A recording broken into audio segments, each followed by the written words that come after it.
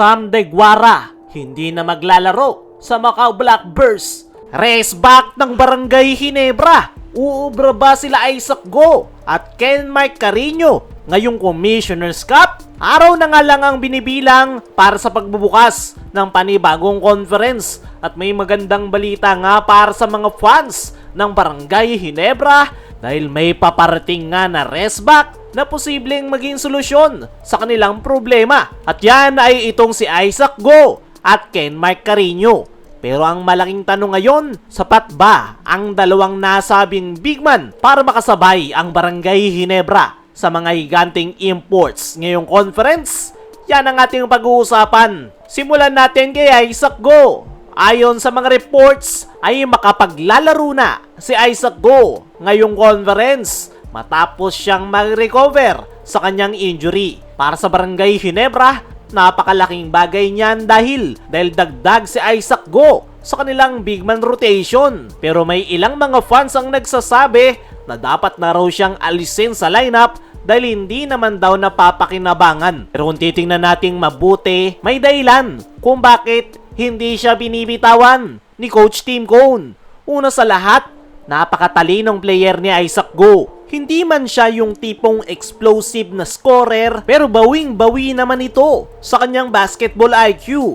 Marunong siyang pumwesto, marunong sa team system, kaya niya ring magbukas ng floor spacing dahil sa kanyang outside shooting. Kung matatandaan nyo yung panahon niya sa Terra Firma, may mga times na nakapagpapakita siya ng solid performance dahil sa kanyang shooting touch ay talagang nagkakaroon ng spacing. Sa sistema ng Ginebra na kilala sa triangle offense na ginagamit ni Coach Tim Cone, mahalaga ang mga player na marunong umintindi ng galaw ng bola at positioning. At isa si Isaac Go sa mga ganyang klase na player. Kaya kahit ngayon pa lang ulit siya makapaglalaro, malaki pa rin yung posibleng maitulong niya sa rotation ng Ginebra. Ngayon naman, pag-usapan natin si Ken Mike Carino. Si Ken Mike Carino ay ang bagong dagdag sa Ginebra matapos ang trade kung saan nakuha nila ito sa Terra Firma kapalit ni Ben Adamos. At panalong-panalo nga ang Barangay Ginebra dito kay Ken Mike Carino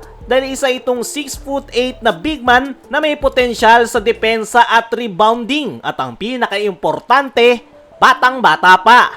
Pero sa ngayon, hindi pa siya agad makapaglalaro dahil patuloy pa rin ito sa kanyang rehabilitation dahil sa kanyang ACL injury.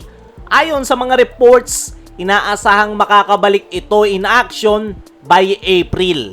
Kaya kung sakali man, ay posibleng makahabol siya sa kalagitnaan ng Commissioner's Cup. At kung magiging healthy si Ken Mike Carino, malaking tulong siya sa Ginebra, lalo na sa depensa sa loob.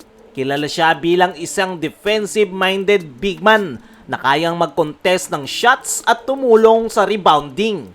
At alam naman natin sa Ginebra, mahalaga ang mga big man na kayang gumawa ng dirty work sa ilalim. Pero kahit may rest back sa katauhan ni Isaac Go at Ken Mike Carino, hindi pa rin magiging madali ang landas ng Ginebra this upcoming conference. Bakit? Dahil ngayong conference, mga higanting imports ang kanilang makakaharap. Kadalasan 6'10", minsan may 7-footer pa, fresh from NBA.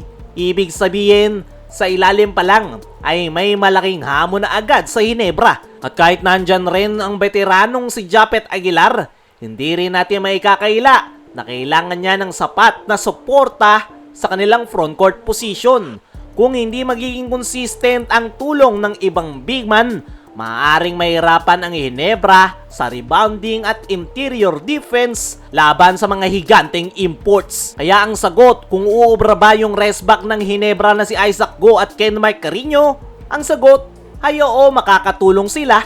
Pero kung inaasahan ng mga fans na sila ang bubuhat sa team ngayong conference, malabo yang mangyari. Dahil gaya ng sabi natin kanina, pareho silang galing sa ACL injury. At karaniwan sa ganyang injury, kailangan pa ng oras para tuluyang maibalik ang dating kondisyon. Samantala, Sam Deguara hindi na maglalaro sa Macau Blackbirds. Ito nga ang Macau Blackbirds mga chong, ang panibagong guest team sa PBA. At gaya ng nakasanayan, meron din silang 2 imports na nailista na magpapalitan. Pero kahapon nga lang, kinumpirma na ng Spin.ph na hindi na maglalaro si Sam Deguara para sa Macau Blackbirds dahil kasalukuyan na itong naglalaro sa Taiwan. Dahil dyan ay si Tony Mitchell na lang yung natitirang import ng Macau Blackbirds this upcoming Commissioner's Cup.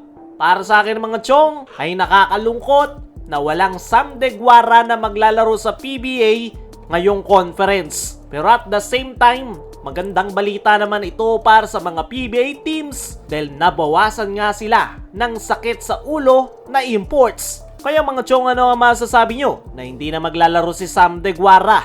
Ano rin yung masasabi nyo sa raceback ng Ginebra? I-comment mo lang dyan sa ibaba.